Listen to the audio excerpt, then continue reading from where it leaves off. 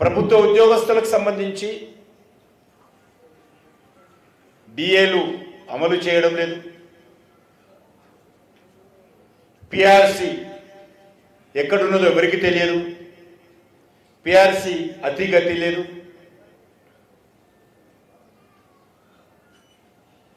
బీసీలకు ఇస్తానటువంటి 1,00,000 కోట్లు అడ్రస్ లేదు.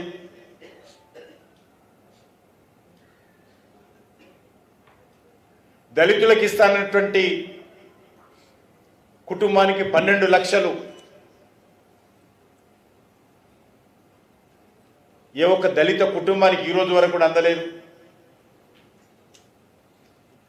విద్యార్థులకు ఇస్తానటువంటి విద్యా భరోసా కార్డు 5 లక్షల విద్యా భరోసా కార్డు ఏ ఒక్క విద్యార్థికి అందలేదు. ఈ రకంగా ఏ ఒక్క హామీ కూడా కాంగ్రెస్ పార్టీ ఈరోజు అమలు చేయడం లేదు. వాళ్ళు సన్నబియ్యం ఏదైతే అంటున్నారో ఆ సన్నబియ్యంలో కూడా కేంద్ర ప్రభుత్వము 43 రూపాయలు ఇస్తూ ఉంది.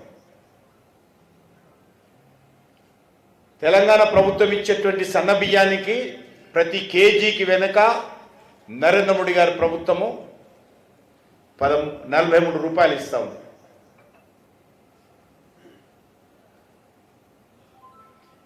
ఏమంటే వాళ్ళకి మిగిలింది ఒకటి ఆర్టీసీ బస్సు. ఉదయం లేస్తే సాయంకాలం వరకు ఆర్టీసీ బస్సు గురించి తప్ప వేరే మాట్లాడడానికి వాళ్ళకి అధికారం లేదు, అవకాశం లేదు. ఉదయం లేస్తే ప్రజలందరూ ఇంట్లో వంట చేసుకొని బస్సు ఎక్కి ఇంకో ఊళ్ళో దిగి మళ్ళీ ఆడ బస్సు ఎక్కి ఇంటికి రావాలి. ఇది కాంగ్రెస్ పార్టీ తెలంగాణ ప్రజలకు చెప్తున్నటువంటి అంశం.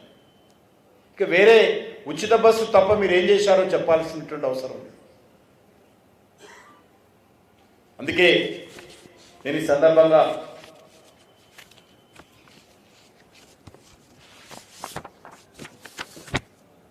ప్రజానీకాన్ని మనవి చేస్తా ఉన్నాను.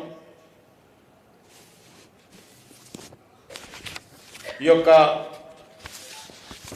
నల్గొండ జిల్లాలో కూడా అనేక రకాల అభివృద్ధి కార్యక్రమాలు నరేంద్ర మోడీ గారి ప్రభుత్వము చేపట్టింది. ఇక్కడ ఉమ్మడి నల్గొండ జిల్లాకు సంబంధించినటువంటి అనేక అభివృద్ధి కార్యక్రమాలు చేపడతా ఉన్నాం. తెలంగాణలో 1,20,000 కోట్ల రూపాయలతో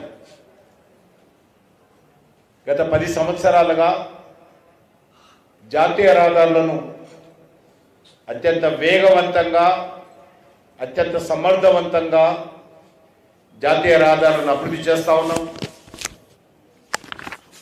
అదే కాకుండా ఈ యొక్క మరొక 83,000 కోట్ల రూపాయల జాతీయ రహదారుల నిర్మాణం కొన్ని జరుగుతూ ఉన్నాయి, కొన్ని ప్లానింగ్లో ఉన్నాయి.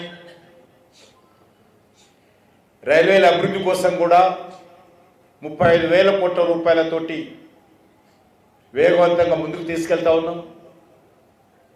తెలంగాణ రాష్ట్రంలో ఏకకాలంలో 42 రైల్వే స్టేషన్లను పూర్తి చేస్తా ఉన్నాం.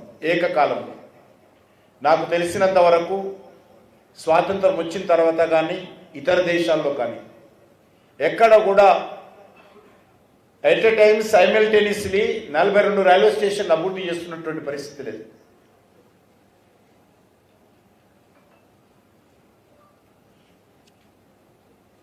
వరంగల్లో రైల్వే మ్యానుఫ్యాక్చరింగ్ యూనిట్ కోచ్లు రైల్వే ఇంజన్లు తయారు చేయడం కోసము సుమారు 600 కోట్లతోటి